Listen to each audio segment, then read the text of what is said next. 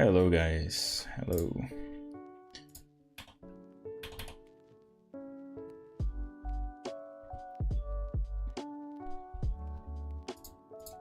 Let me do a test on my stream to make sure everything sounds just right. Everything sounds just right. Yeah, volume sounds good, so let's go. So I'm probably not got anyone watching now, but the idea for today is to start creating a web crawler in Rust, and yeah, just have this web crawler access random sort of HTML pages, look at their links, and then kind of follow the links and rinse and repeat. Basically, just create a little database full of links that I found online, right? So this is maybe the start of a bigger sort of data crawler that I may or may not write in Rust. That depends on how much traction I guess I can put into this. But yeah, it's good to be back and good to actually sit down and do some like personal coding, because work has kind of been very, very busy in the last few days. So yeah, is there any sort of whiteboard website that we can get online, just so I can kind of explain what the idea is, right? Or I can, maybe not, maybe we just talk about it. Right, so yeah, I'll be writing Rust. This application will be a Rust web crawler, and I intend to have it sort of done asynchronously or multi-threaded. And I kind of see this library Tokyo gets kind of like used quite a lot in Rust, and essentially is just a backend or framework to run asynchronous code in Rust. Okay, and it's quite a popular one actually. You know, quite a few projects have a dependency on it. So this is the sort of like multi or synchronous kind of framework that we will use in this application, right?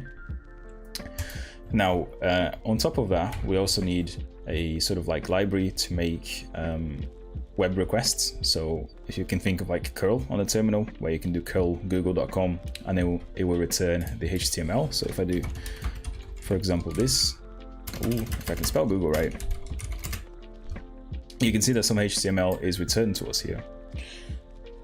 Excuse me. And this is what we want to have in Rust as well. And a very popular library is called request, I believe, so request here, and it seems to be a library that, again, everyone kind of uses when they want to do some API requests. And finally, but not the least important, is an actual HTML parser in Rust. So I did a quick sort of Google search, and I found this sort of seems to be a built-in HTML parser in Rust.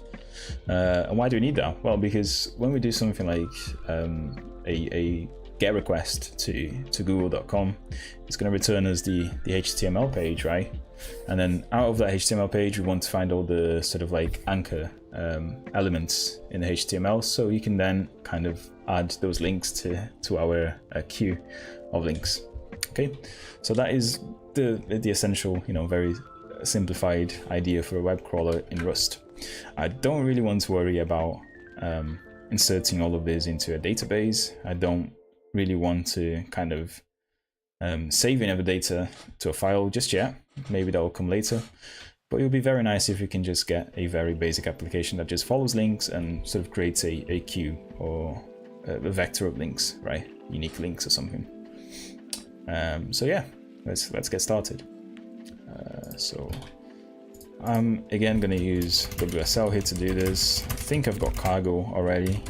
So Cargo, for those who don't know, is Rust's build system, as well as kind of a third-party package manager. It's all in Cargo. Cargo has everything, so it's kind of one of the things that I really like in Rust compared to C++. It has a built-in package manager, so yeah. What should we call this project? Rusty Crawler, right, or something. I will probably give it a different name in the future. Let's initialize the Git repository here. Okay, and let me actually start a GitHub repository so I can put my GitHub repository as my origin. Now, there's a rusty underscore crawler. No.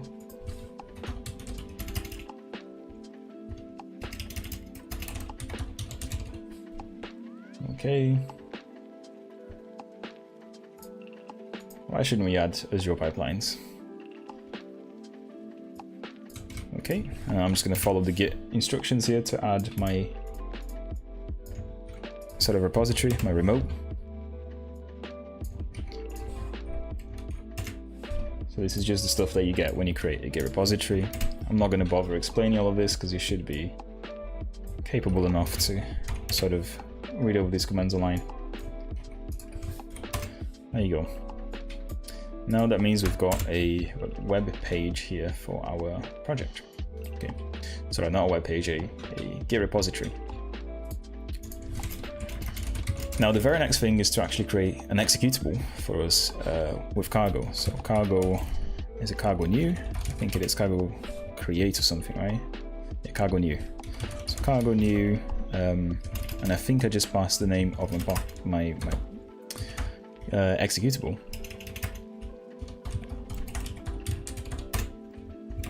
And there you go, we've got a Rusty crawler project here. So let me actually open this in Visual Studio Code so you can see what the structure looks like a little bit. And I'll kind of explain here as well. So when you do cargo new, it just creates a new directory for a new binary by default. If you want a library, you have to pass the lib argument to cargo. And in there, it just creates sort of like a main.rs file. And yeah, I mean, it's just a hello world program by default. And it also adds this cargo.toml. And this is where we include the dependencies that we want in our project, right? So this is where I'll be including Tokyo, and this is where I'll be including the HTML and the request stuff. So let me get started with Tokyo. And we're going to read a little bit about this just so I can actually use the library properly, because I've not actually had a lot of experience with Tokyo just yet, aside from using it at work. But let's look at the setup.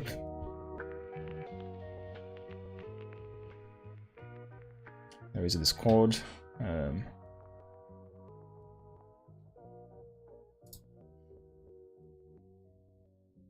There you go. So that's kind of what we need here in the TOML file. So we have to add all the features. Okay. And this is what a Tokyo kind of executable looks like, right? So we have to replace our main with this. And we'll perhaps talk about this sort of like Tokyo main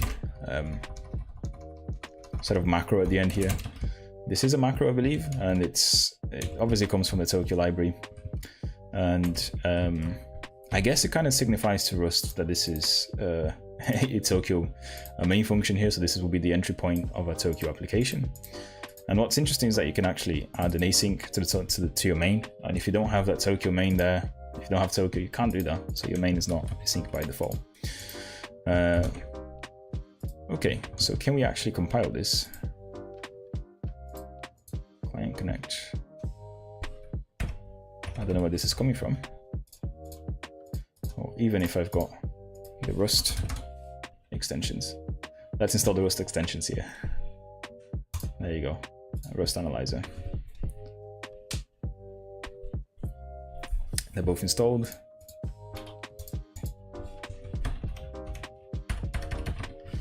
We don't have Clint, I don't know what that is.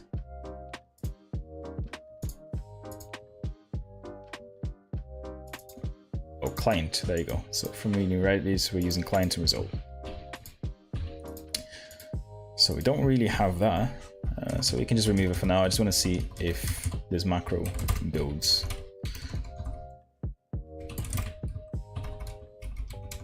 And this result here also. Hola Miguel, ¿cómo estás, hermano? Bueno te ver aquí. It's good to see you, bro. It's been a long time. We're doing some Rust now. And I've not been doing too bad, Miguel. I've just been kind of busy with work. That's why I've not shown my face too much in here. I'm thinking about going to Argentina, actually. I am going to Brazil in November. So maybe I'll pop to Buenos Aires. I want to visit with my my partner, so maybe we'll go. Depends on the flight prices, because they're quite expensive to go from Sao Paulo to Buenos Aires. How are you doing, man? How is the job industry? I mean, I've been on the same job for like 6 months now, I think, 5 or 6 months. And for me, at the time, it was very difficult to find a job. I think it's still very difficult here, though. Very, very difficult. I think a lot of companies are letting people go. Argentina is cheap, yeah. that's the thing, yeah. It's expensive to get there on the plane, right? To fly over. But once you're there, things are cheap because of, unfortunately, the economic situation in Argentina, isn't it? But I do want to go, bro. I will see if I do go. I'll tell you. I'll send you a message. We can meet up. You can show me the best milanesa, la mejor milanesa in Argentina.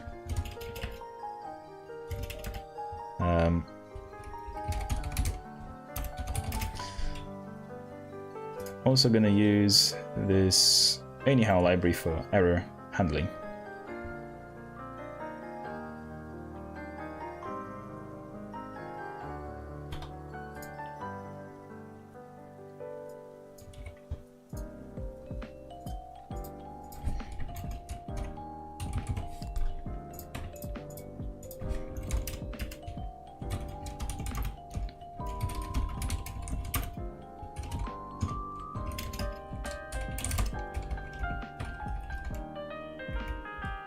How have you been doing, Miguel? How is school? You still going to university?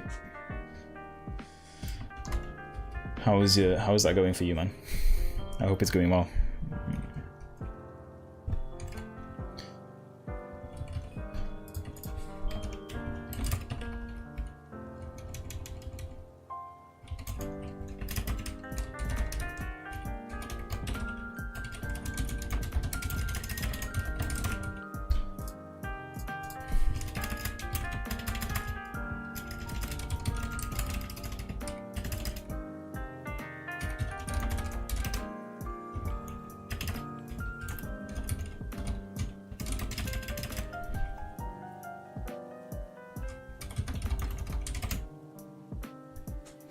Okay, so now we're pulling all of this stuff. So all the libraries.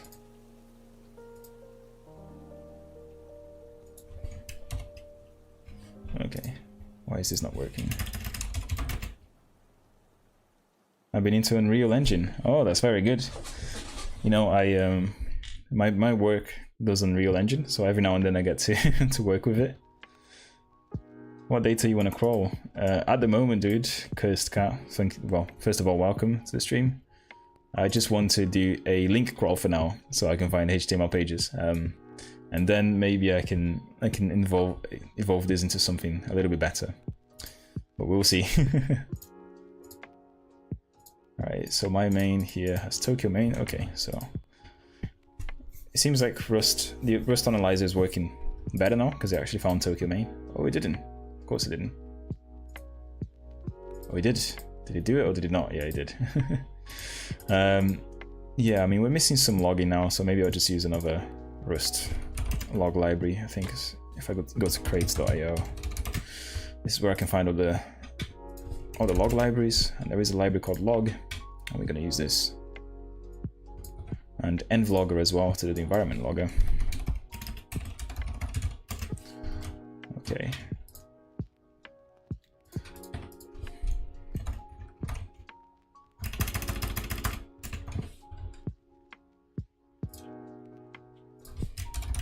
Of course I didn't copy this. Got a new computer to get it running. Oh, that's amazing. There you go. What are the specs, man? You got a pretty good graphics card there. I'm hoping you did. Because Unreal does require a lot, dude. I remember having to build that shit, and then it was like maybe like 7 or 8 hours on my work computer. So like I left it running overnight basically. But yeah. So we got log here and we've got env logger as well.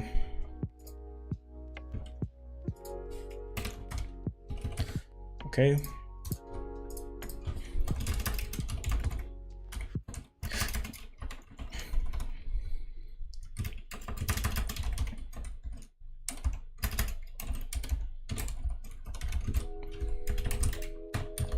Initializing the log here. And we can do a test now to make sure. If we do log info, hello world.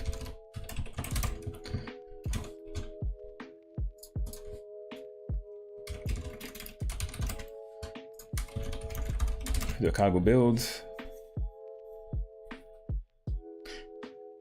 I guess answering your question, I could do like an image crawler or something, right? Just get all the images that I can find and save it to whatever directory. So cargo puts everything into target debug by default when you do a cargo build, and we can do a rusty crawler. I think I have to do something like a flag to actually enable the logs, right?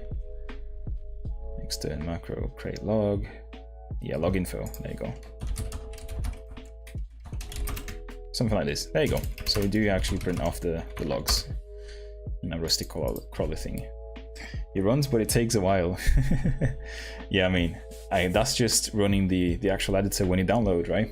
I had to build it. I had to build the editor, man, because you can get the source code for it, and you can only do certain server builds if you actually build Unreal Editor yourself. At least it compiles. Yeah, it does compile, I guess. But it's an amazing tool, though. Unreal is very versatile. Very interesting indeed. Now let's add the kind of to my program. Let's add request. Ooh, I don't know what this message means. It's probably just kind of spam, but I'm going to translate it anyway on the chat. By the way, this is the chat here. I'm hoping you guys can see it. I'm not just talking to myself. If I could just leave this on the side, is that an option?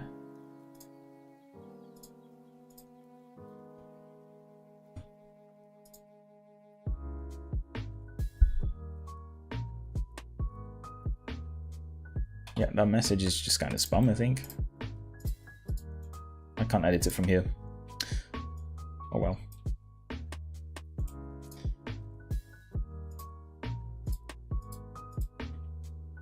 Let me see if I can add this chat onto a new window. Can I dock it? Can I actually turn this into a...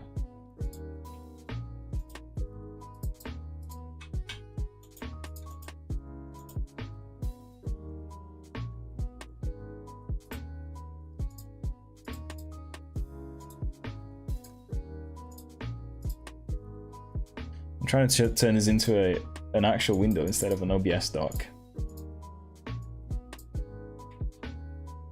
But it does not let me, unfortunately. Oh, this is painful.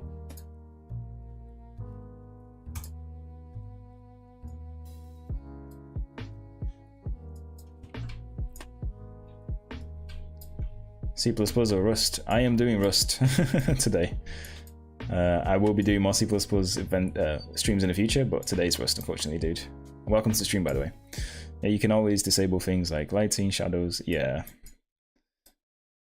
the shader work that you can do on Unreal is really good. This is the most painful thing I've ever done in my life. I cannot turn this into a... How long? I know you wouldn't call yourself a Rust expert, yeah. But how long did this take to get familiar with it and start creating projects? Good. Yeah, I say 3 or 4 months. By the way, hello, Calvin. It's good to see you, man. But yeah, it's I say 3 or 4 months to get kind of comfortable with it, and that's by reading things online and making sure that you keep up with the good practices and stuff. In no way I'm going to call myself an expert. I'm still a beginner. I'm still very much a beginner in Rust. There's a lot of things I don't know, but it's a nice language. I mean, it helps you, especially the compiler messages, much nicer than C++. I will say that. Can I always keep this on top? Power toys.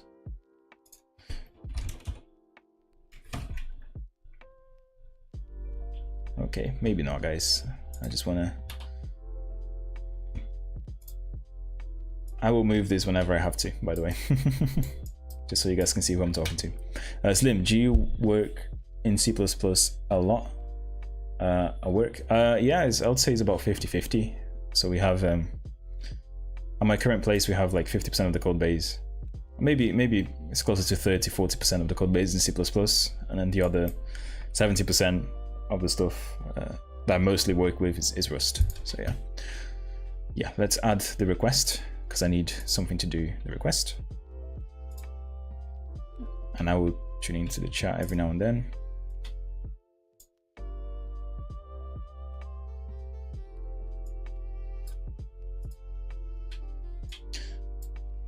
I really think they should fix this. This is the most annoying thing ever. I can't just put this on OBS and leave it on top.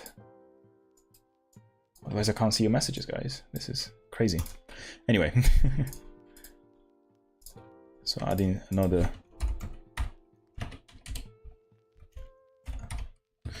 request here. And now we can actually do a request, I guess, right? So if we do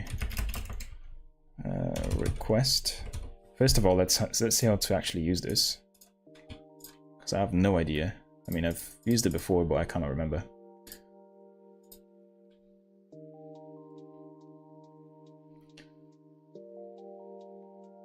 Yeah, so to do a get request, this is all I have to do. Okay. I can turn into a JSON and wait. I got a good business idea. I need a website. Yeah, dude. So TypeScript and Next.js, TypeScript in general, pretty good, I guess. Like if you, I'm not sure if Node supports JavaScript. Node is pretty good, but there are other like frameworks that people are using that's just purely JavaScript basically, or TypeScript. They tend to be the ones that people kind of make apps very easily with. But yeah, I mean, Rust is more of a, I would say, a backend language instead of like a front end and back end at the same time. I don't think it does front end at all. It's just mainly back end. Let's copy this example here, because this does exactly what I want. Just a get request to google.com, right? So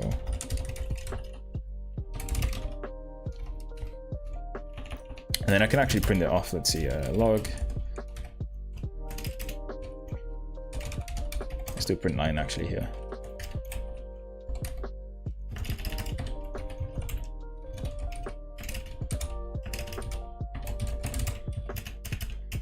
Let's see what this spits out.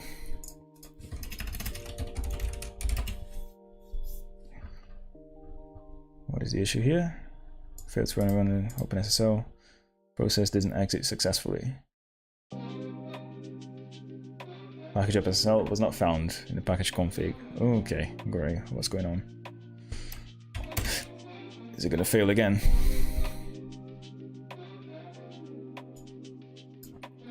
I've never seen this error before in Rust. Things tends to just install fine. JS is equals debugging hell. I do agree with that though. Whenever I write any JavaScript, I have to put console.logs everywhere, because I've got no experience with JavaScript at all. So if there are any good debugging tools, I don't know about them.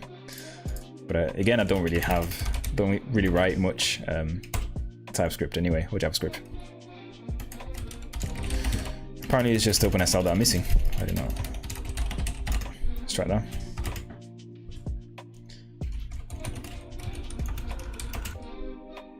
There you go, much better. I guess the requests library actually requires OpenSSL system libraries, right? It kind of makes sense. But good, could not find the type hash map in the scope, right? Good.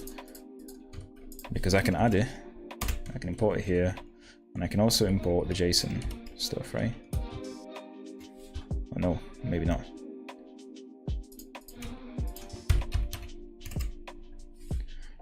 JSON method, no response. No method. I assume this comes from Surd or something like that, right?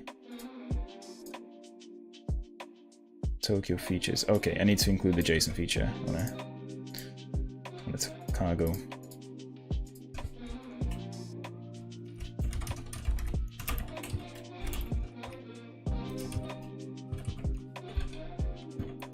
Okay.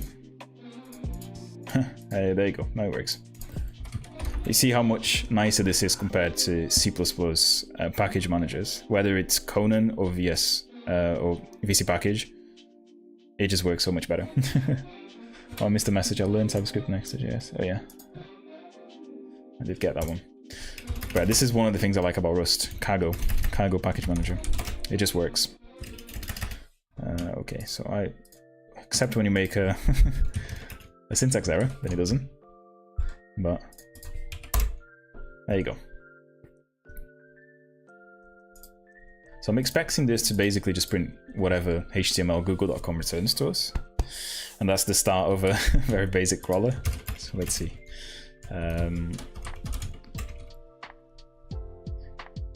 Error decoding response body expected, align 1.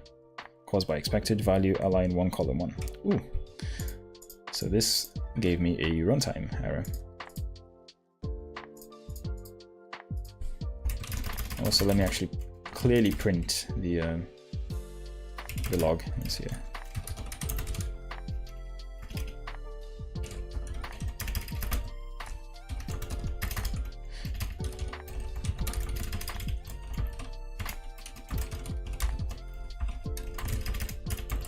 So this result things is pretty much just an optional in C++.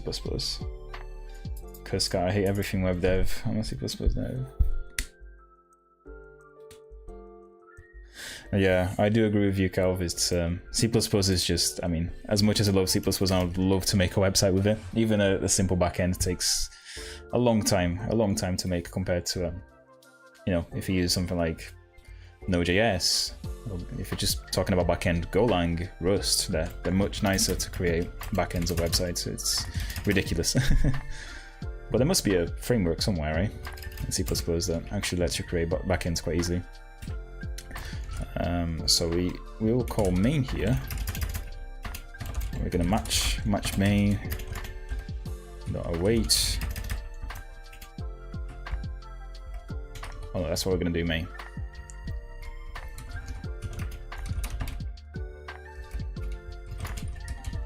You're gonna see why I'm doing this in a bit. I just want to log out the error basically.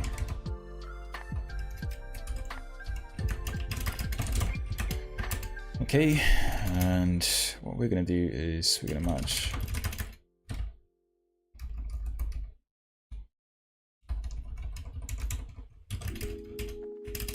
I'm gonna return anything, match the try main.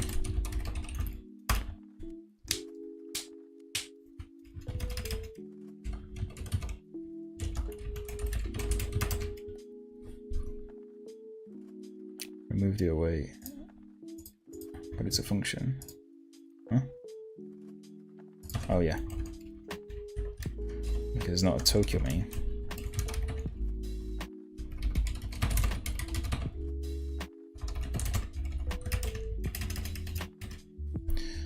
What's the issue now? Oh yeah, it's missing the arms. Okay.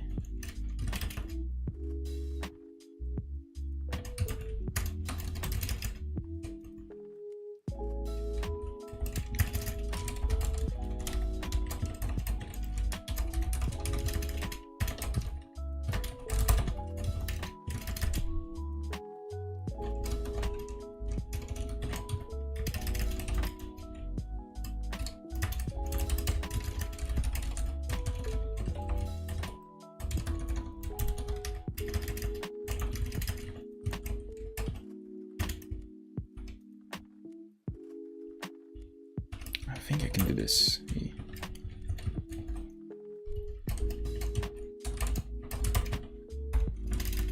I need to exit. Is this system? And what is it? Process. Is it abort?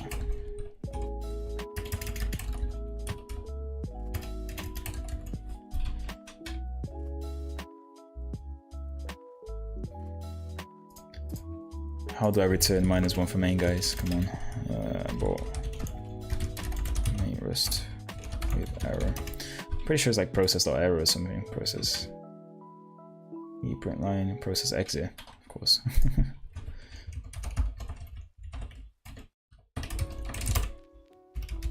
Okay, so what's the issue here?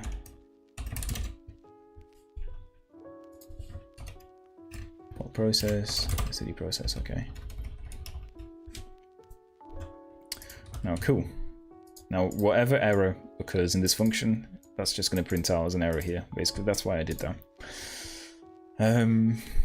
Right, so basically, this didn't work. Why did it not work? Let's take a look. So request Rust print HTML or something.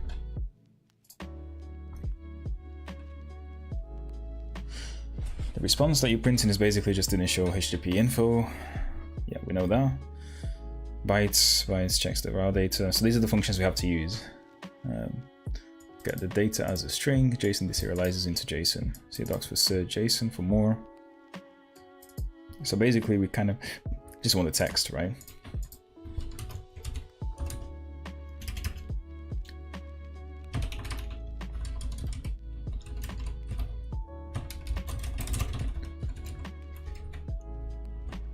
I no longer want this. And I want here the text that will actually print me the HTML for the page. Yeah. Oh yeah, is it a feature? Of course it's a feature, so.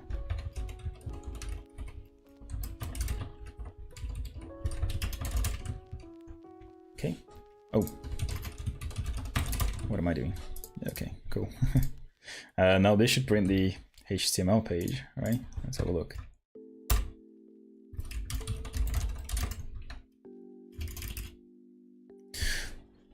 This is just some simple code that actually just kind of prints out the HTML of a page, as you can see here. Boom, we've got Google's HTML, right? Cool. It would be nice to turn this into a function, so we can actually just give it a URL and it will create the whole request and then return us the HTML somehow, right? Or a crawler node.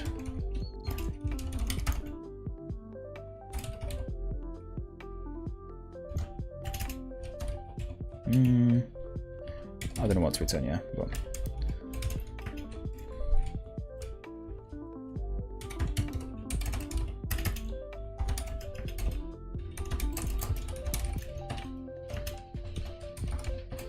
oh yeah, Rust has at least like 1, 2, 3, has like 4 different types of strings, I think. If you count OS strings as well, it's like 5, and that really annoys me. Like, so yeah, if you guys ever learn Rust, you come across them.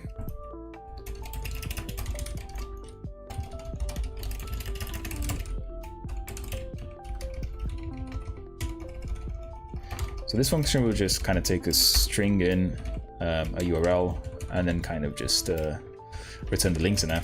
That's what I want, right?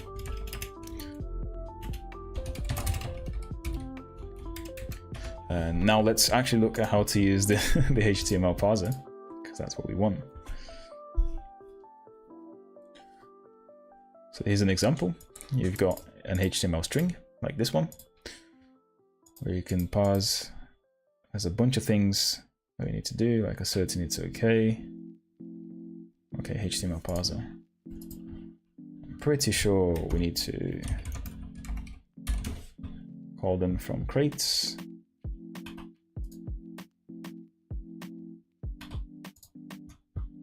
Please tell me it's here, HTML. Yay, yeah it is. Oh, is it? This is HTML parser. This is not HTML parser. This is an HTML encoder, not a decoder. That's fine. We can include it from GitHub, I guess.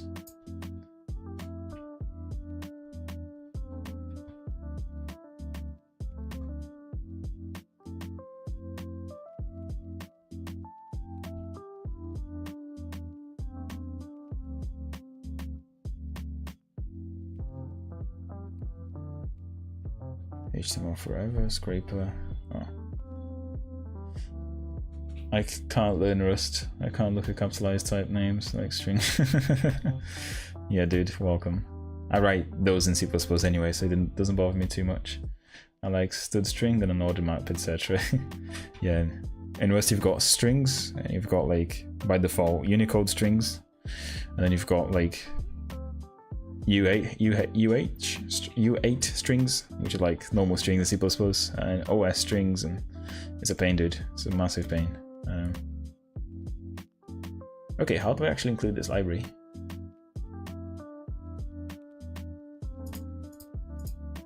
Is there a way I can...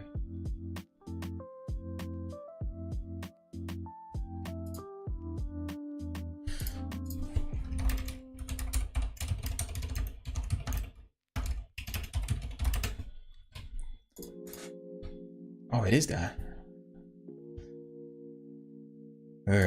I did not find this on the TOML search before. HTML. Okay, and now we can use the HTML parser, right?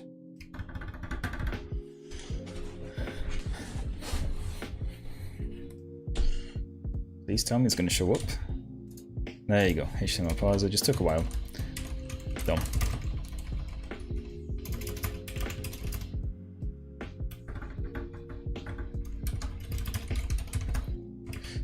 Yeah, Rust as well, everything is a const by default, so when you do like let response, that's a constant. You can't change the object. To make it non-const, you have to do let mute, which is a nice thing compared to C++, where everything is a non-const, and you kind of have to make conscious decisions of making everything const all the time. Just a lot more writing, I guess. But yeah.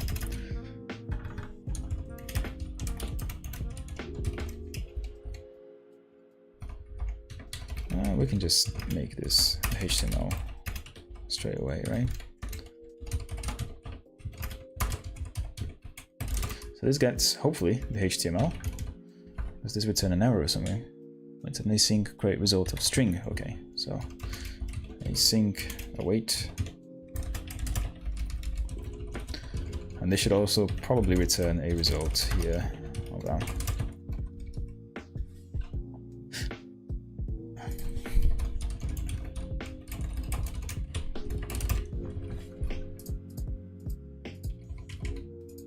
Okay.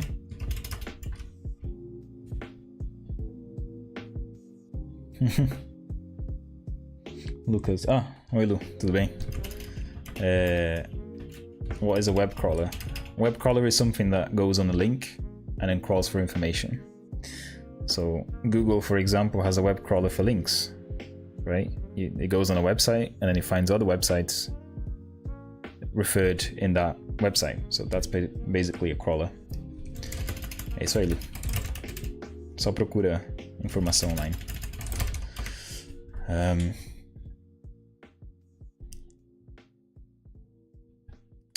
I lost my thought. So this gets the HTML of any page, and now we need to make sure that the DOM, we can parse the HTML of a website. So when you go to google.com, this is what you get. Basically, you just get like a massive HTML document, which your browser turns into, you know, something beautiful like this. But in the code is all a string, so we need to actually get the links out of this, and this is where the HTML parser comes in. You will look for image tags, or it will be something. Yeah, so cursed car. If you want to make a crawler, right, you basically have to look for links anyway, because you want to go from a website to another. So you want to go to as many websites as possible by finding all the links in all the pages and following them. But also additionally, when you're doing like an image crawler, so when you want to gather all the images in all websites, you also have to look for the tags with images. So for example, this one here, if I inspect the elements, you can see that, you know, there's an image tag. So yeah, I will be looking for image tags as well. And the source will be just be the URL to the image, right? But first of all, I'm just trying to get the links because that is the crucial part of a web crawler, really, in my opinion. I'm not claiming to be a professional crawler writer, because there are people who do this kind of stuff, like scrapers for a living. If you just Google scrapers online, you find scrapers for anything. But I have written 1 or 2 crawlers in my life, and they're very basic. Which one should I learn for jobs in 4 years, Rust or C++? I don't want to say one or the other, but in my opinion, C++ has way more jobs at the moment than Rust, because there's a lot more software written in C++ today than there is in Rust. But also Rust seems to be getting quite popular in the past few years, so who knows, maybe it'll shoot up. But yeah, I mean, if you want to learn one of the two, then definitely, if you want to, have some sort of security for jobs, then C++ is a good one.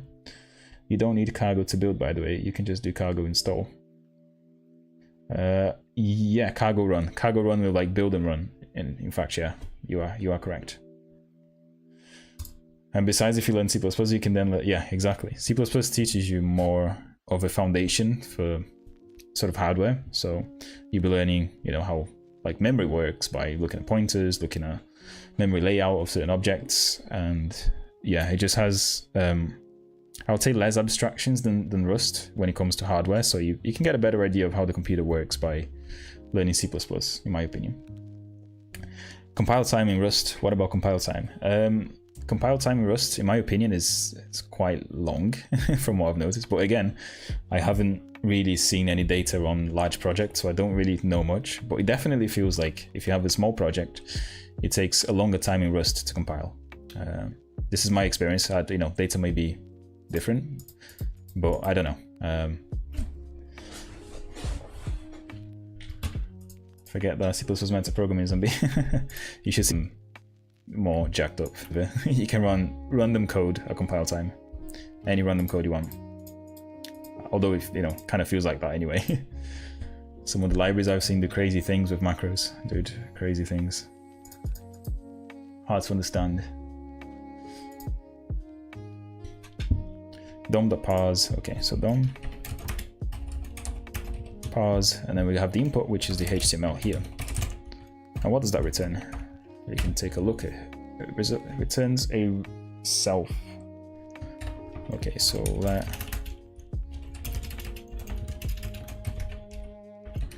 is it an async library? No, it's not.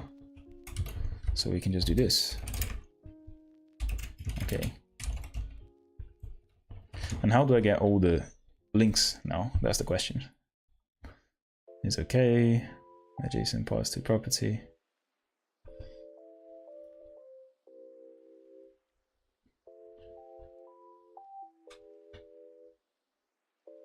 Considered using watch exec to watch your Rust files and build every time you make a change. Lifesaver.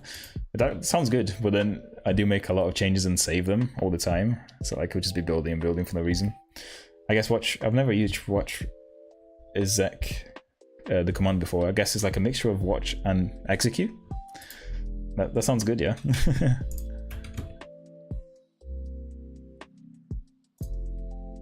Now, how do I get an A? So HTML parser Rust get links something. All right, extracting links. Yay, we've got that in the cookbook. And this HTML parser here. HTML parser is not here.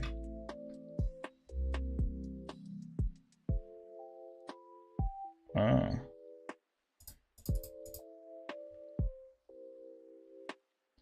We are using the select. This is a different library, so.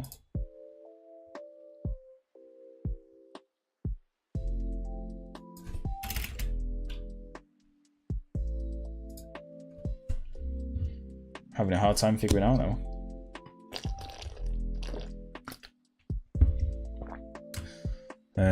Let's just kind of, first of all, return okay here. And what is this issue? So consider borrowing here. Okay, yeah. Another thing is Rust's borrowing. Was it borrow checker? Very different from C++ semantics in terms of passing arguments around. I'm not even going to begin to try and explaining here because I don't have enough experience to talk about it, but more or less know how it works. So results vector. Okay, so.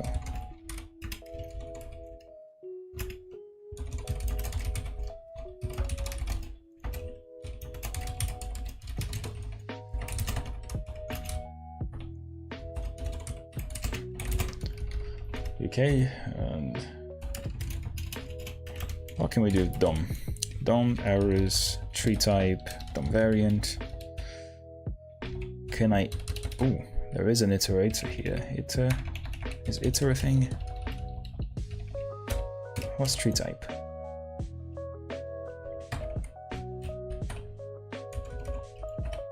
What functions are available to us here? Default parse to JSON property, build DOM. We don't want build DOM. We want something like go through every node or elements. It's elements, I think. DOM.elements. Nope. Oh, children. There you go. A vector of node and global.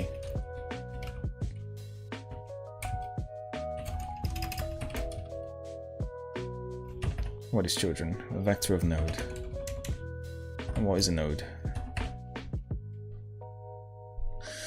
Node is an enum, text, element, or comment. Okay, so if it's an element,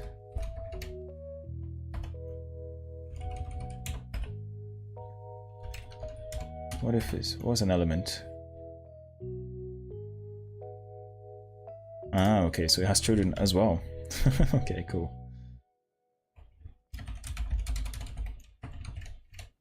So basically, it seems like I can just do something like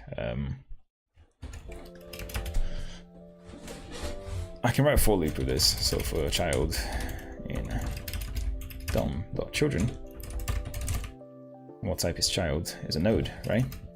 So I can do a match here. I can do something like match child dot is it type?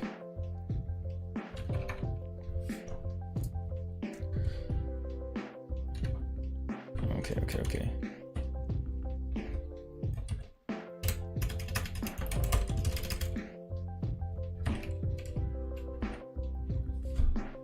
So what do we have? Text, element, comment.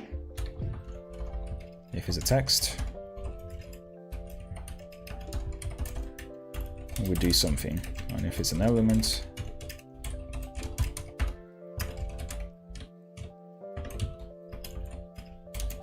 we do something. And if it's is it a comment? Is that the last one? Comment to a string.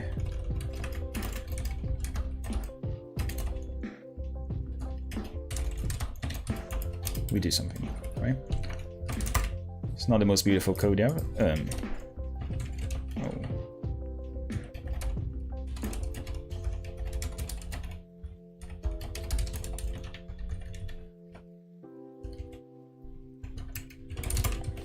Okay, just had to implement that. Is this? Oh, sorry, the chat here. Is there something like crawling loop when you crawl over the same page? Yeah, that could be an issue. So, like, if you're doing a web crawler and you go to Google, Google might, redirect you to Google Images, and then Google Images might have a link to google.com again. So you got to make sure that you don't want to visit kind of like links that you have visited before, right? So that's, yeah, it is. There will be a loop if you don't do it properly. So just be careful, I guess. Look, this is what OBS does. What the hell is that? There you go. Man, I'm giving up on OBS. Jesus Christ, this is difficult. Okay. Right, so let's just print these things now and see what we got. So log.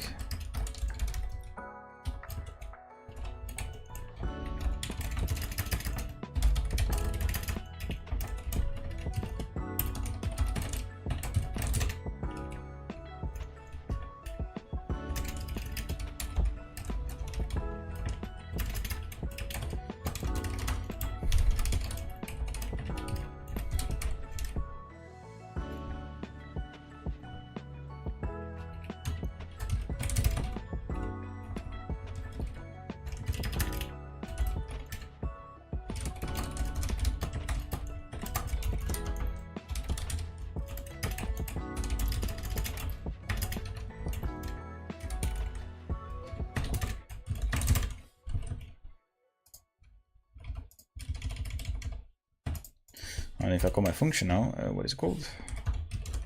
It's gonna crawl the URL like just on Google. And of course I want to do an await on that.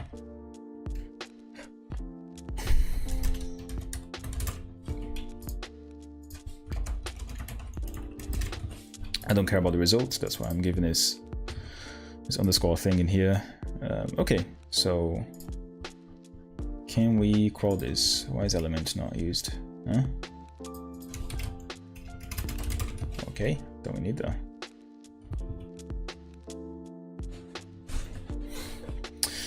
Okay, so let's try and first of all build.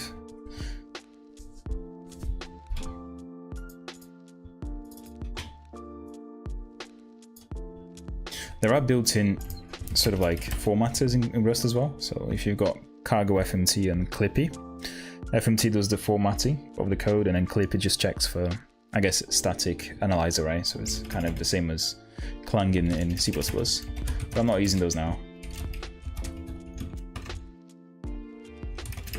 Okay.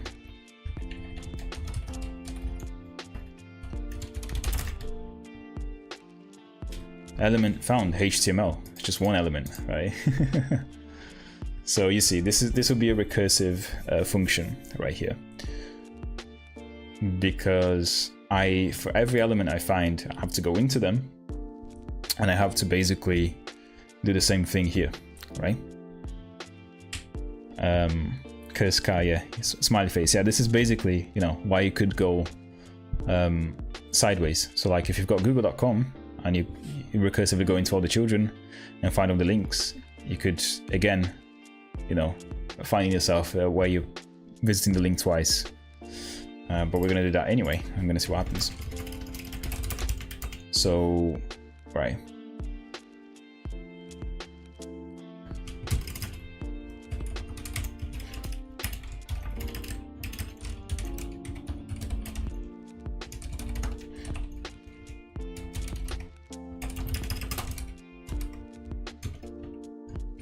Okay, I've got element there. I'm going to return a result.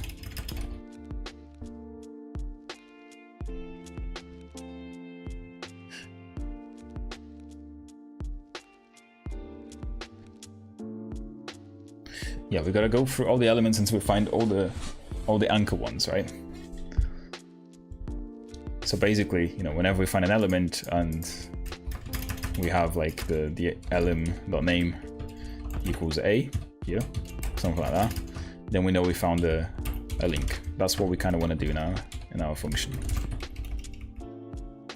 Okay, so how do we do that? So we return all the a's, or all the links, right?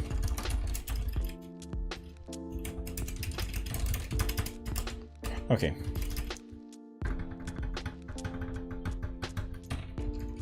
No, it could also be a vector. What is wrong? Mismatch types.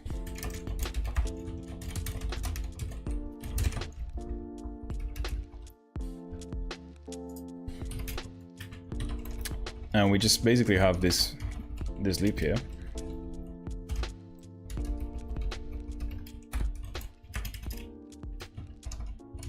And then we don't care if it's a text, right? We also don't care if it's a comment. We only care if the node has, I guess, that A in it. Ooh, this should be... Oh my god, is it just that? Yeah, it is.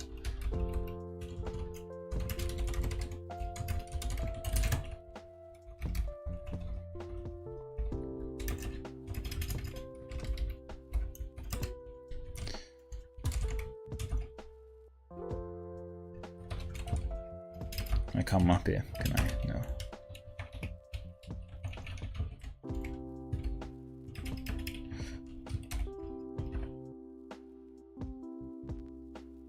What did children type?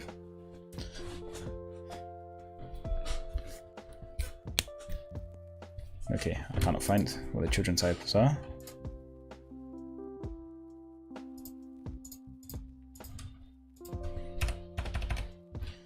I think my Rust analyzer has stopped working. Let me just restart Visual Studio Code, of course.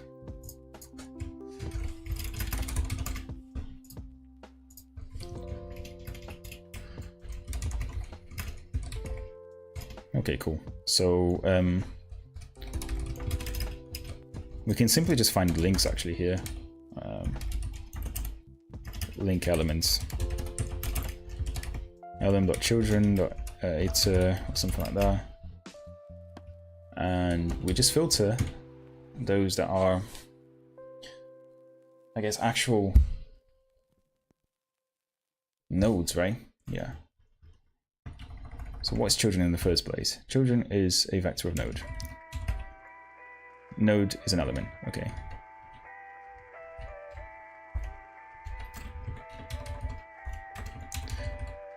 Yeah. Rust is very powerful for sort of like functional like filtering and stuff. So you can see here, like this line, all these field function calls make sure that I can access the children element and I can turn it into an iterator vector basically, and I can filter elements out of that.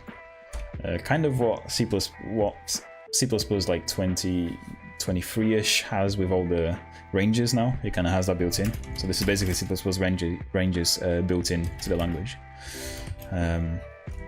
So we have a child here, and if the child matches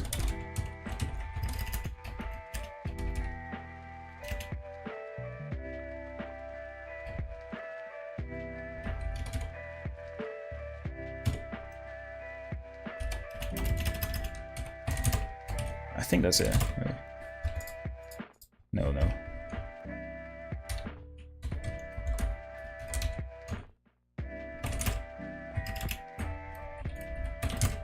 Does this work?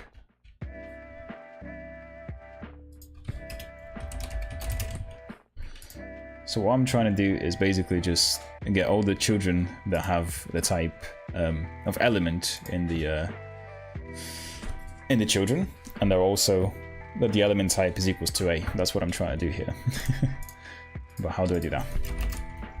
Filter enums in Rust.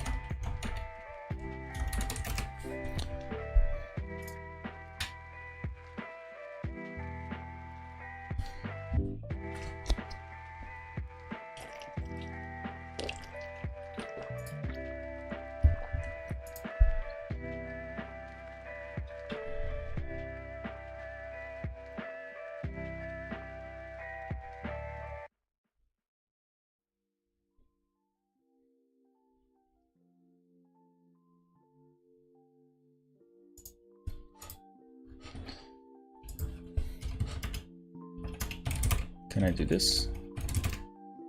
No.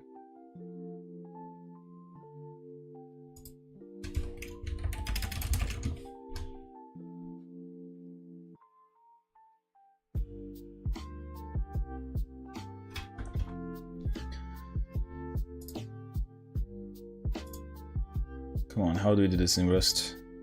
Let's go. I'm gonna be lazy. I'm just gonna do a function for it.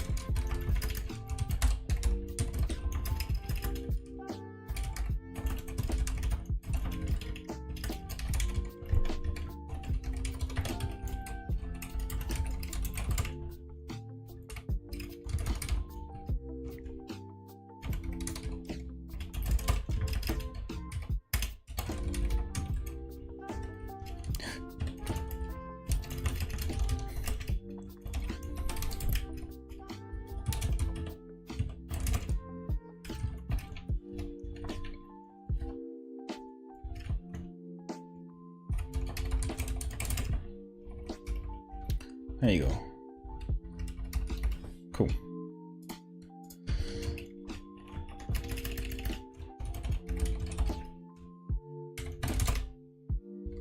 Is this gonna work? Why does it not work? Is node. Unused variable. Function node is never used. That's a lie.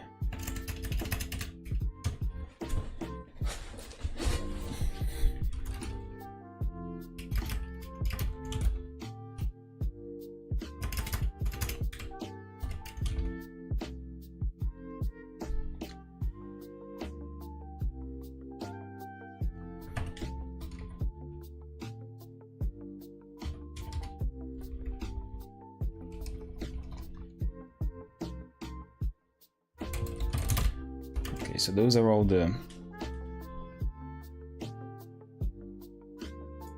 nodes, right? So everything that has a node inside it.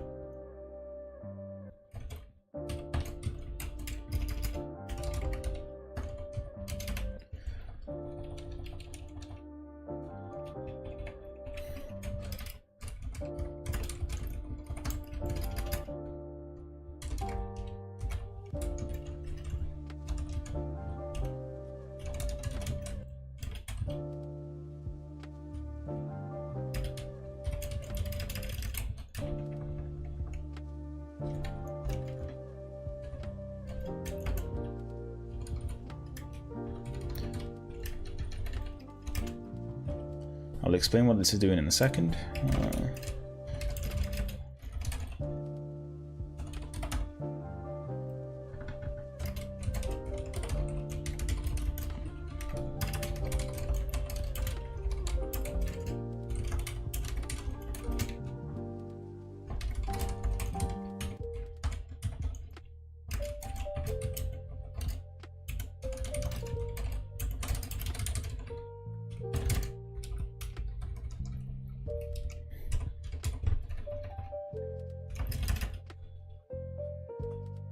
Dark magic in there, yeah.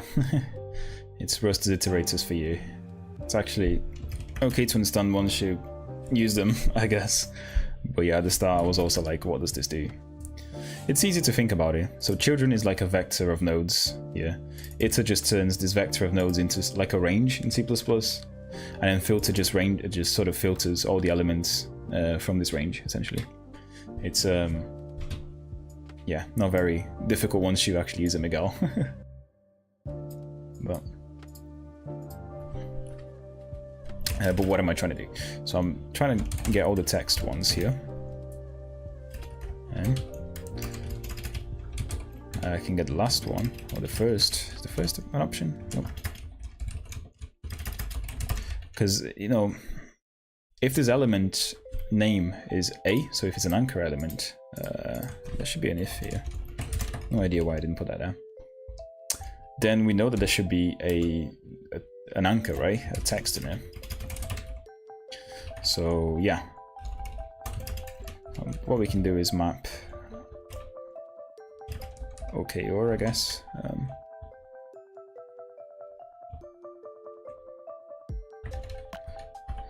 And this OKR function turns like an optional in Rust into a result. I don't understand why these types are both available. They're kind of the same. It's kind of the same as an optional in C++, basically. But result kind of has an error attached to it. So if it's a null value, it will be an error, essentially. But I want to see how to use this function, because it converts between optional to result. Transforms. It looks like ranges and views. Yeah, it's exactly that. It's, you know, if you know ranges and views in C++, you'll be very familiar with Rust.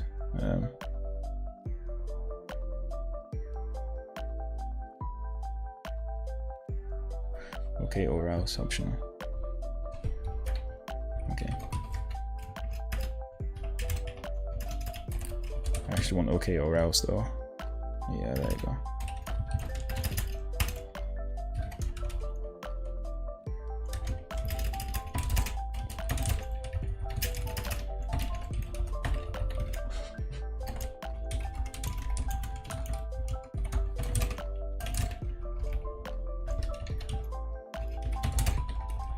Okay.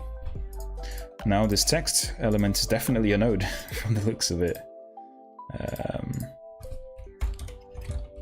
because I have a map here.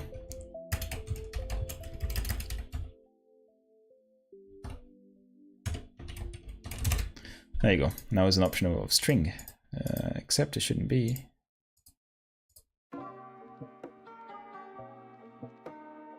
Optional string. What does this return? Still an optional. What if I remove that? Huh? I'm confused now, I must say. Because that gets the last element.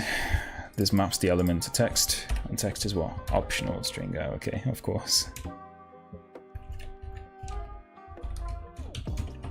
Let's try and wrap in it.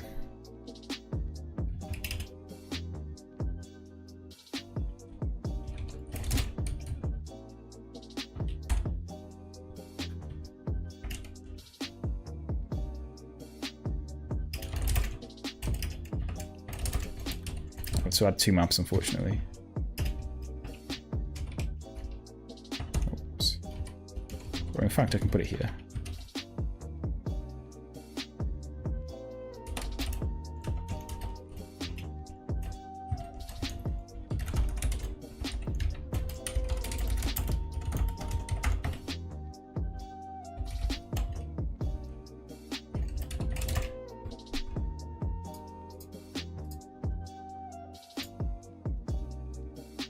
The operator can only be used on results, not options. But this is not an option.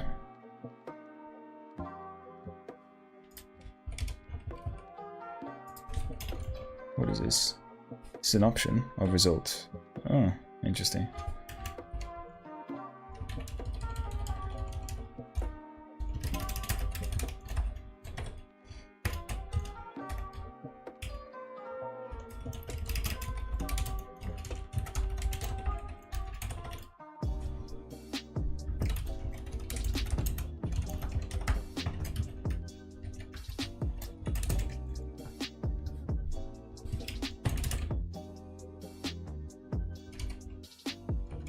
Okay, or else. I'm so confused. So if I leave this out,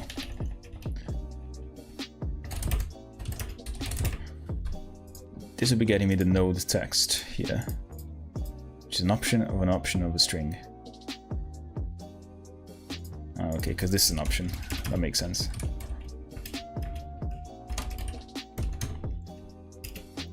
Sorry about that.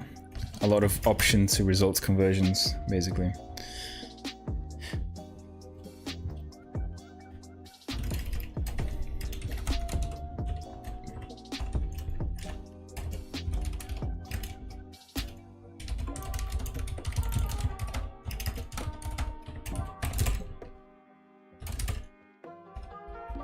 Okay, or else.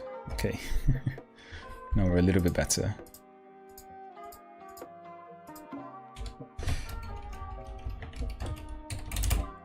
God knows what type is being deduced here. Okay.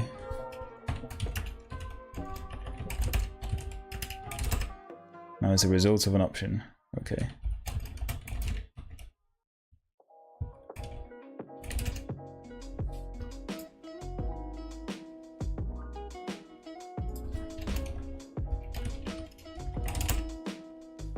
See how confusing this is? Gotta love Rust. What type is this though?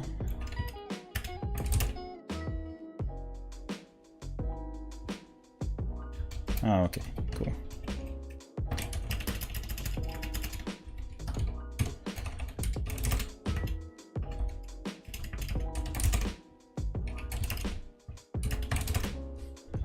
Oh, that's better. That's what I was trying to do the whole time.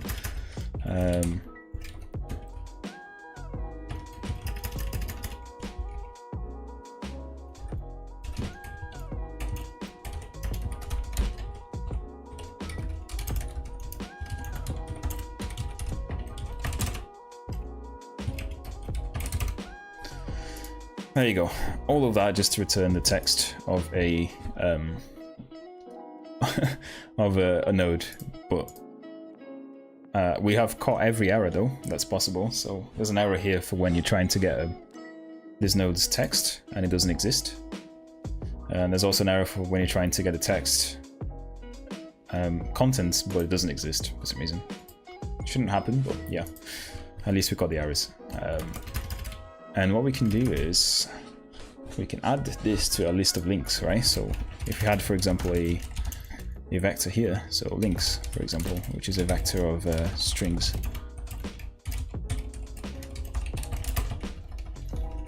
We could then just push this into it, right? So links dot push, and we've got text there, which is that we can do it to an actual string object, because that is just a slice. You got one of the string types, a slice.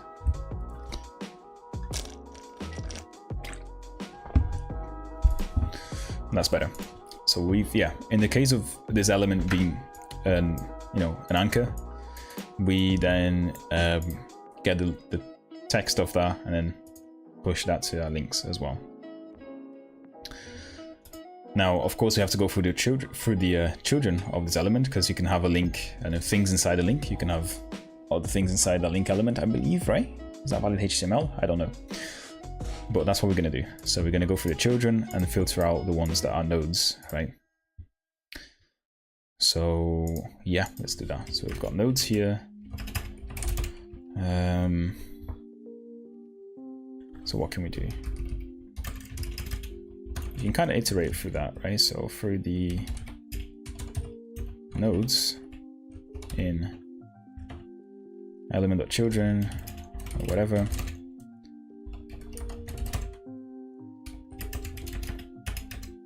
We can now say something like, visit or crawl the element. So if it is, for example, if matches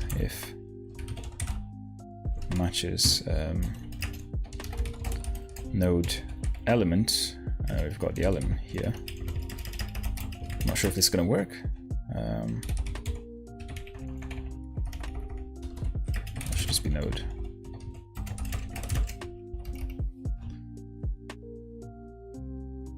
Okay, no, this we have to actually write the match object.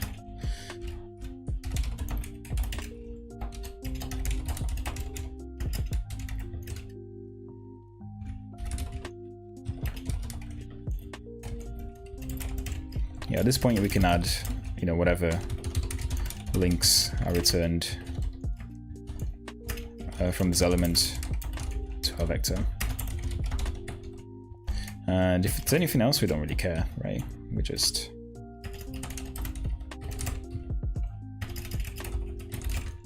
do nothing, I guess.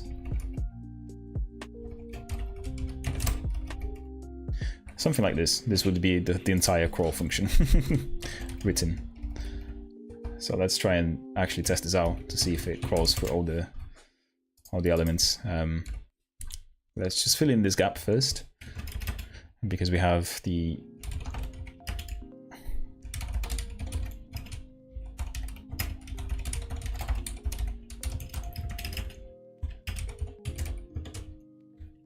we can crawl the element there.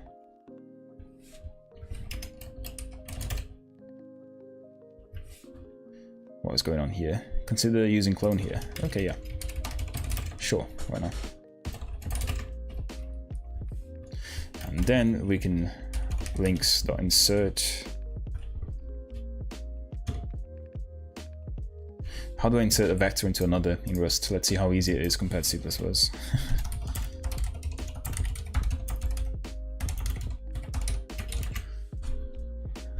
Append, of course, same as Python.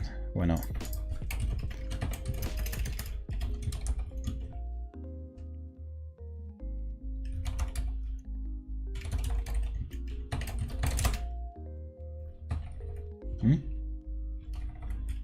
Why does append take immutable stuff?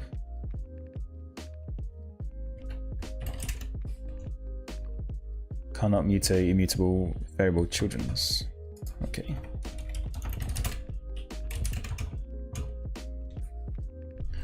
Fine. You can have it, Rust.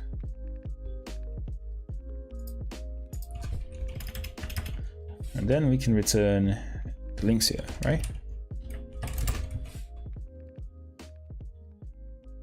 Okay, now let's let's see if it works. So we have all of these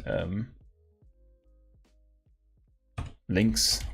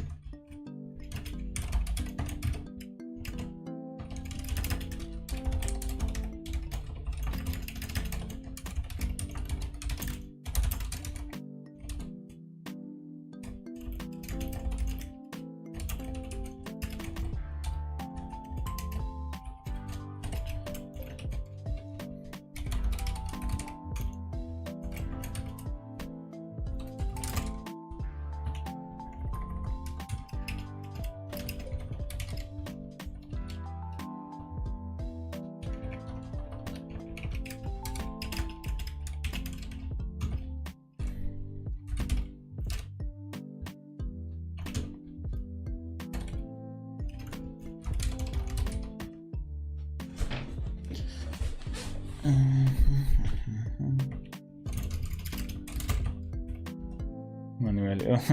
Ay mana, tudo bem?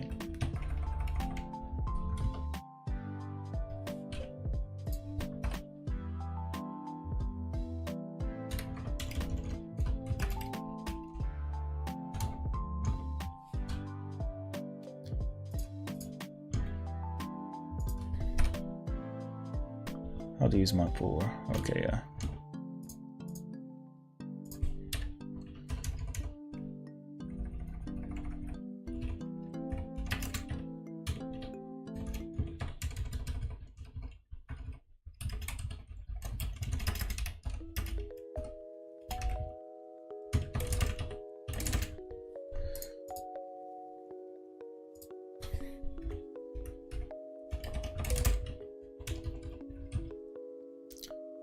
Okay.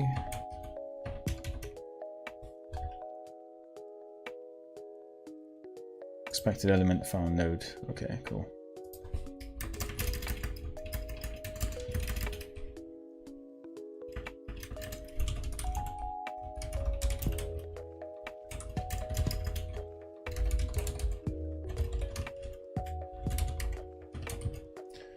Shouldn't you look for HF attribute in? Yeah, you are right. By the way, I've made a mistake, didn't I? Paying attention more than me. You are correct, yeah. So there should be an attribute somewhere. I think this is where the text kind of comes from, right? Because I can't really find a way to figure out the text kind of element here. But element, it should have an attribute, I guess, right? There should be like an attribute kind of thing. There you go, attributes. And the attributes can be, is a hash map. Okay, so it makes it easy. Well spotted, man. Well spotted. Thank you very much. So I will fix that in a second.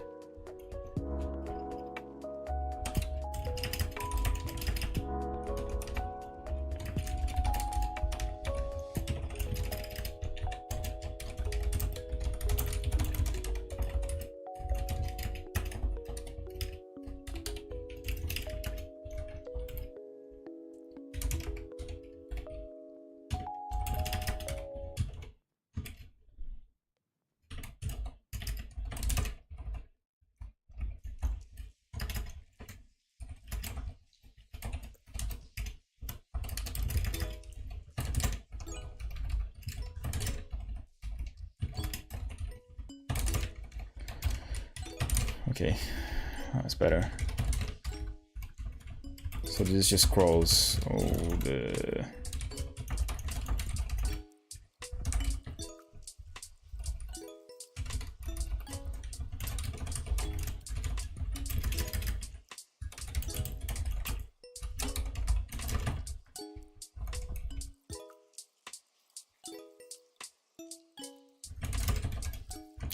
Yeah, we need to change this. For the links. Yeah, so let's go back up here because you definitely pointed out a mistake, which is it's not the text that I should push. If this element is A, I should be looking for Yeah,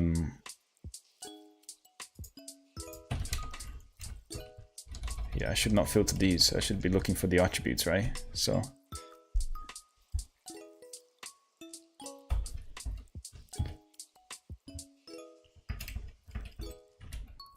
children, it's a filter. What I can do instead of this,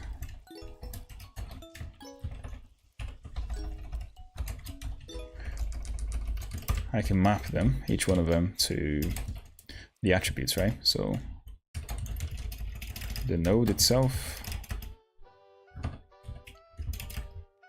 to end.attributes, I guess, right? Okay.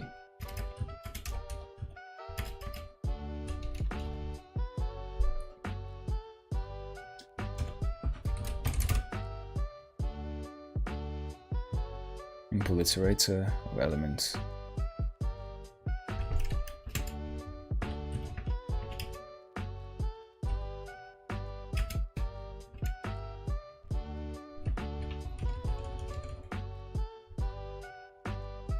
This is an option.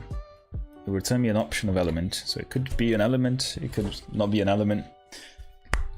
But I don't see why, because we know that this is an element. Children. Wait, let me figure out something. What the hell am I doing? So it's element, the attributes. There you go.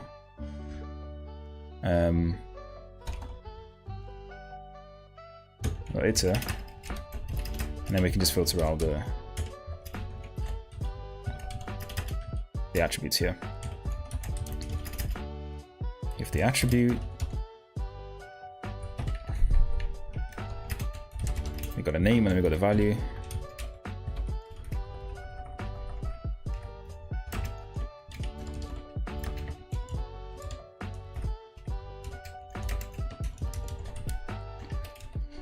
So if the attribute name is equals to href, right? As you said, and then we get the, doesn't matter. Why is this not working? Oh, okay, yeah.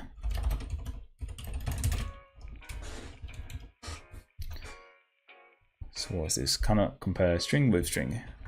Fine.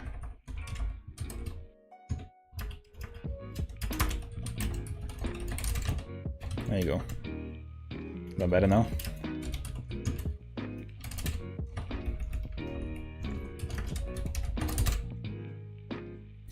So this will return as an optional string and an optional value. Okay. Which we can then map into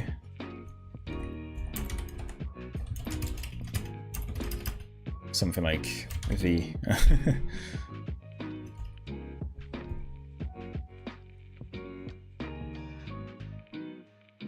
Yeah, we can just map it to v, right? So now what do we have? We have an option of a string. Cool, because last may or may not be there, and the value may not be here. That's easy. We can throw errors if the value isn't there, if the attribute isn't there. So okay or we can do okay or else actually. Something like anyhow no href found in A.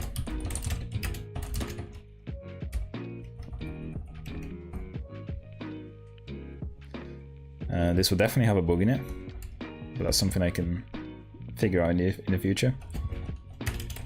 Not all href, not all anchor tags have hrefs in it, so we can, in here we're assuming that all of them will have a link in it, but it isn't the case for a fact. So what do we have now? We've got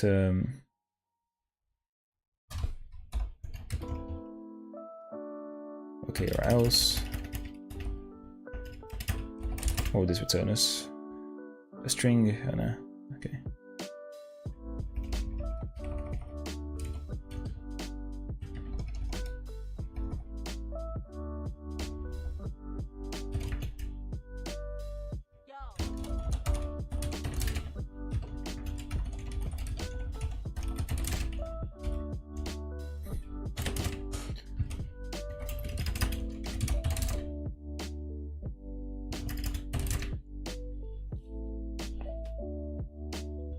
Okay.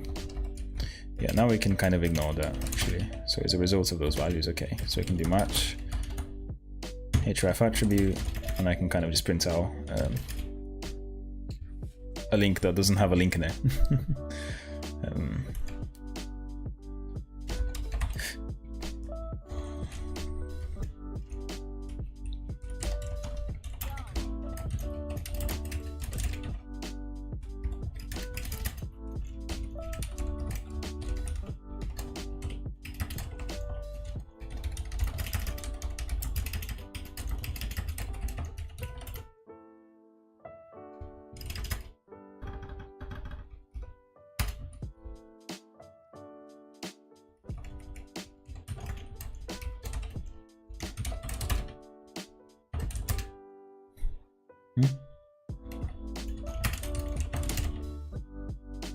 Okay.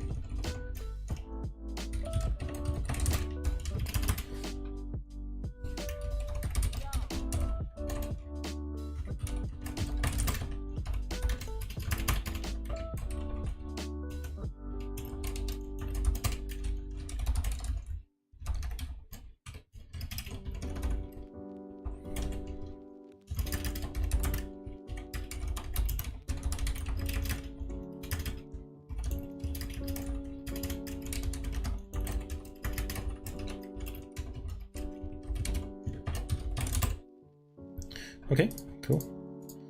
I need to clone it here, right, or something. What is the issue here? Found string. Okay, cool.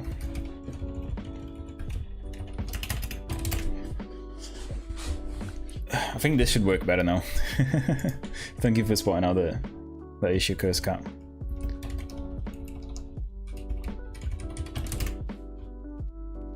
And that is just to find, you know, figure out whether we have a link on this node. Antonio Augusto. Hello, Antonio. Welcome to the stream.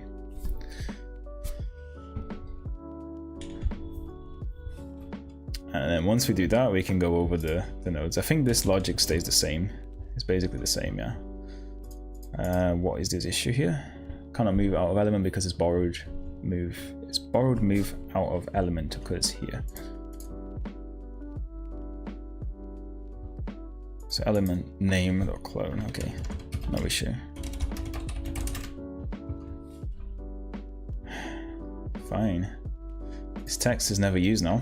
We don't need it anymore.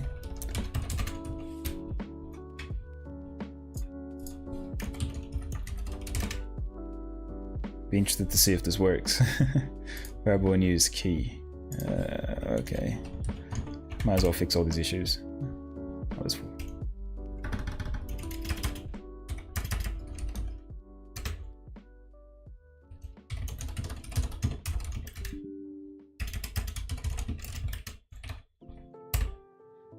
Okay. So I did find all the links now, thanks to Cursed Cat that actually pointed out the mistake, otherwise we wouldn't be seeing this now. But yeah, kind of. You see, some of the links are relative to the website, so I would have to add some sort of check to it, because of course, like if you found google.co.uk, but you can see services, for example, this is referring to google.com/services, right? So I need to figure out whether the string begins with HTTPS or HTTP, and if not, we have to add the root link to it, if it makes sense. So yeah, this is gonna be interesting. Now,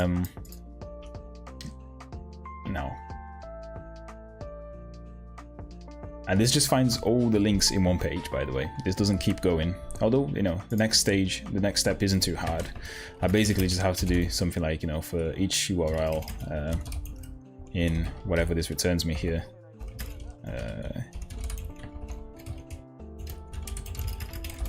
I gotta just make sure that, you know, I keep like crawling the URL, basically. And yeah, that's essentially it. That's what we'll have to do. But let's not do this part now. I just want to perhaps by the end of the stream have a list for one page, have sort of like a list with all the actual links to it, and that includes these relative ones, right? So yeah, let's do that. So this actually has to kind of go inside the function that's, you know, finding each link, which is essentially here. We just wrote that. So I'm only going to push the value. So I'm going to sort of like have a function here or something that will kind of correct the URL or something, or get URL, given this value and the root one. So what do we have? Yeah, we would have to pass in the root element here. I don't see another way of not doing this, basically. How do you want to do that? Just drink some water and think at the same time.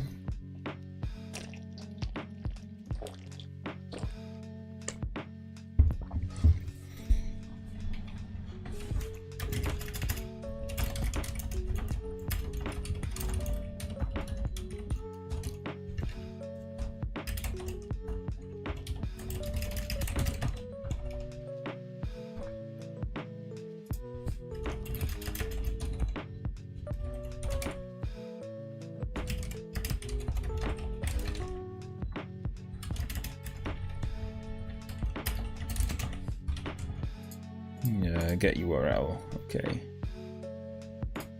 Let's have a function here called get URL. A function get URL. And we want to take what do we want to take? We want to take the URL to sanitize, I guess. No, that could actually just be a string. And then the root URL.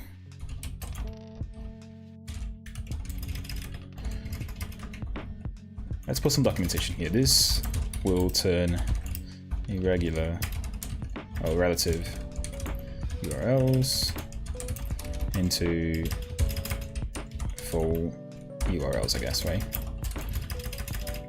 So for example, get URL with services and something like HTTPS google.com. This will return us HTTPS google.com services. That's all, right? That's all we want this function to do.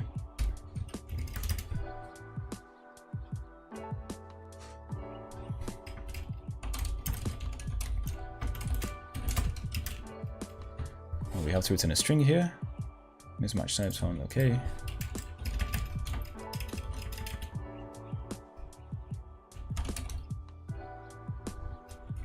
Does it have begins with? Starts with? Amazing, amazing, I love this. HTTP.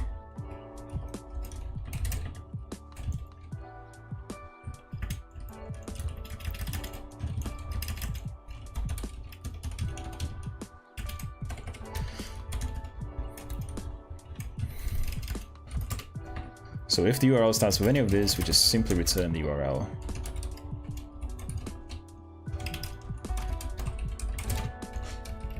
Right? What is going on? If maybe a sign, missing if else clause. Okay, no. We just haven't stopped yet. I mean, if it doesn't start with any of these, we know that we have to basically remove something from the start, right? So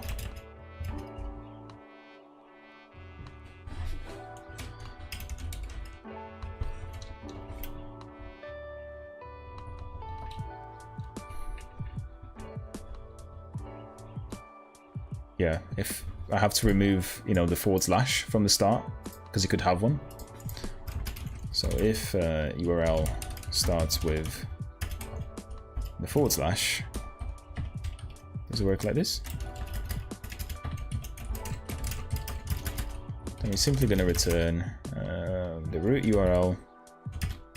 In fact, I wonder if paths may be good here, or if there's like a Rust library to do this, but maybe we continue writing until we're tired.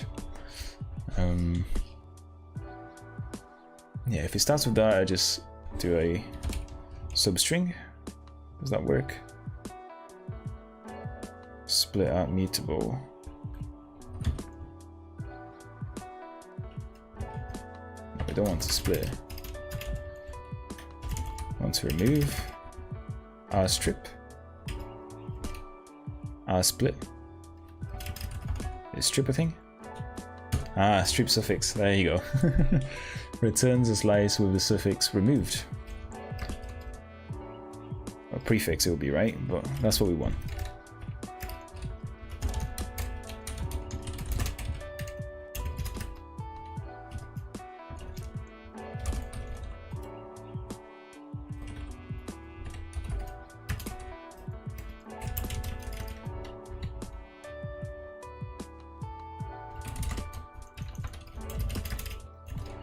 And then in here I'm gonna have the root URL dot strip suffix.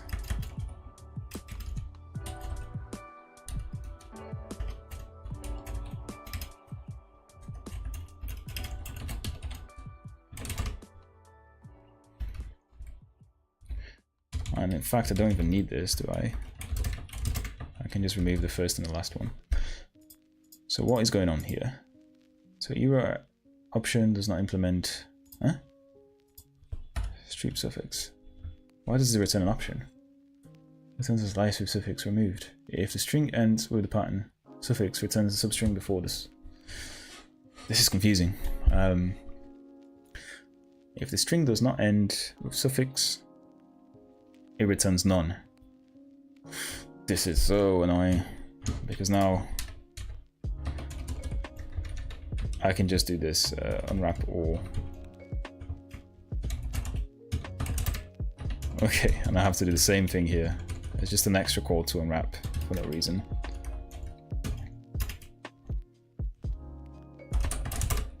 Okay, that was so annoying. But anyway, this is our function that's going to turn from, you know, this into this. So get URL needs. Does this just work like this? Yeah. Okay. There will be errors because now we need to pass the root URLs to these. What's the root URL here? Oh gosh.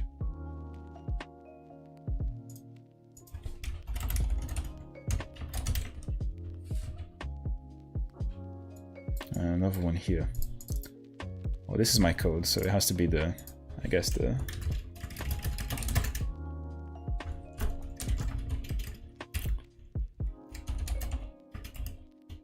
URL to crawl, right? Let's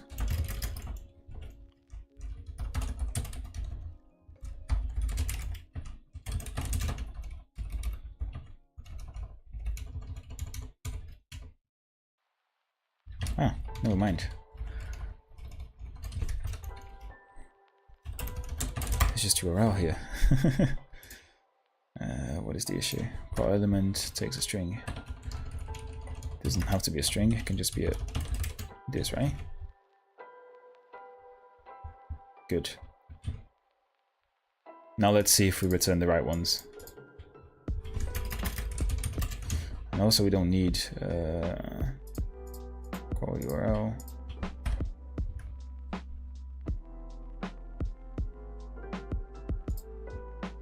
No longer need the thing that's printing the request, right? HTML. Don't pause HTML. Anyway, I'll look at that in a second. URLs.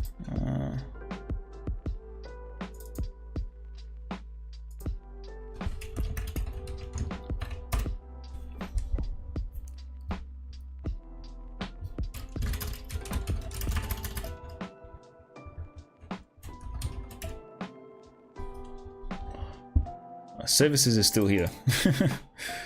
Unfortunately for us, it's still not good. And what is this one? Found links for HTML. Okay, this apparently is a link. links found for element. Ah, okay, these are all the links together. Okay, cool.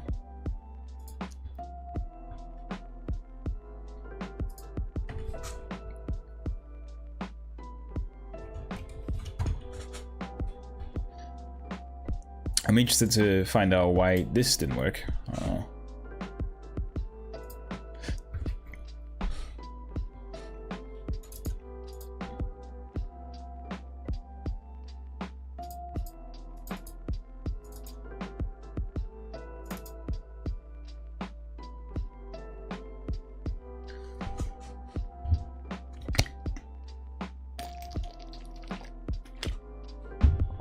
I can make this very ugly and then just put a print there to make sure that, or to see why this is not evaluating to true. So if, yeah, I mean, if the current URL starts with HTTPS or HTTP, that means it's a root URL, so we don't need to append anything to it. Hence we just return that. But if it's not, then we do root URL, removed the suffix at the end, or with concatenating the current URL, which would be like /services or something, right? Now, why is this not working? That is a good question.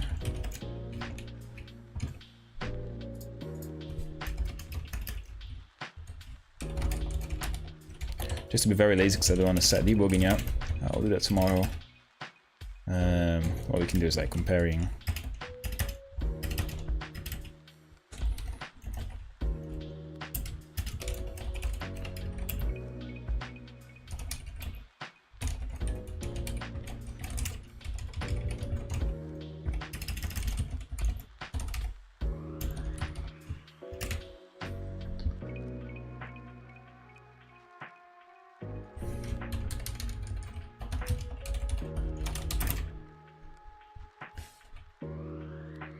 web services. Comparing services on HTTPS. Google.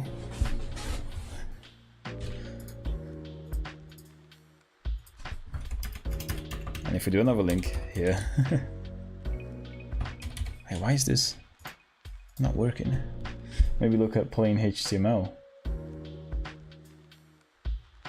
I don't know what you mean by that, Curse Cat. Sorry, plain HTML.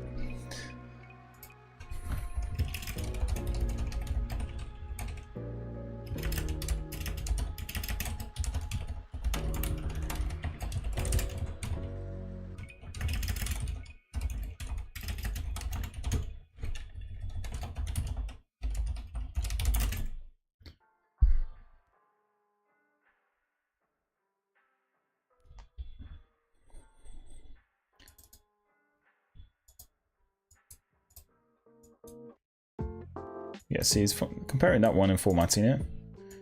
Find link, but when it finds a HTTP, comparing it doesn't format it. Good. So it is returning that, right? Yeah, it's returning this. So links.push get URL. Huh. Oh yeah, I'm being so stupid. It did work. It's just that I'm like pushing all the, or printing all the links before I actually kind of redo them, if it makes sense, right? Sorry about that. So there's a better way. I can remove that log and then just do a, you know, for each link in crawl element URL.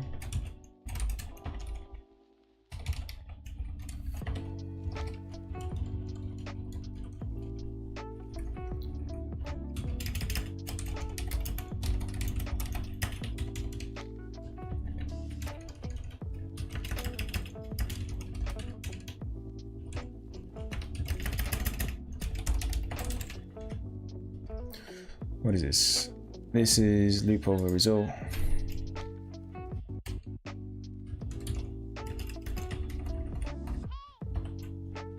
Okay, just the result. Okay. Now this should be better.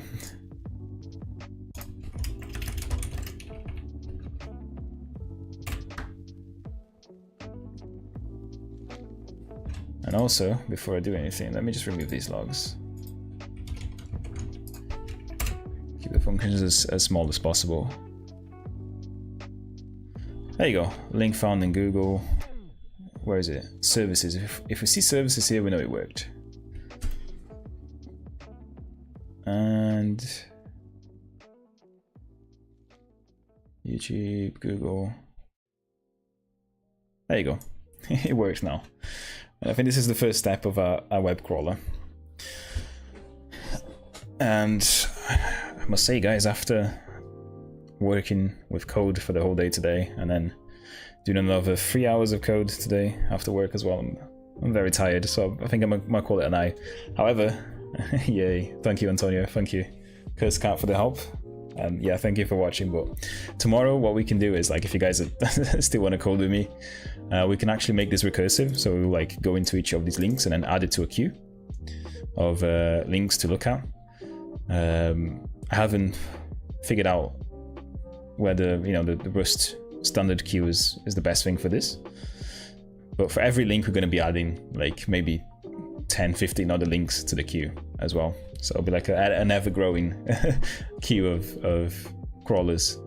And then the idea is to have this done over, I don't know, multiple threads. And I'm hoping that Tokyo can help me out with that, because I know that it's essentially just a thread queue. So it has like, you know, however many workers that you set it. Worker pool. So like, I guess I can use Tokyo to do this, and then kind of run all of this discovery queue things into multiple threads. But that means we'll have to do some like locking things with our queue. We have to make the structure pretty thread safe, which in Rust is actually very easy to do. There are things like reference counted objects, atomic reference counted objects, and read and write locks out of the standard and Tokyo itself. So it's very easy to do that. And yeah, I mean, and then after that is just finding the images. Very easy. Finding the images will be the easiest thing. The most difficult thing is actually just making this queue thing work, because you got to make sure that you don't want to visit links that you've already visited before, and so on and so forth. But that is it, guys. I'm going to call it for today here. Hopefully tomorrow I'll have some more time. If I do, you'll know. But thank you all for watching, and, you know, have a good night. Bye bye.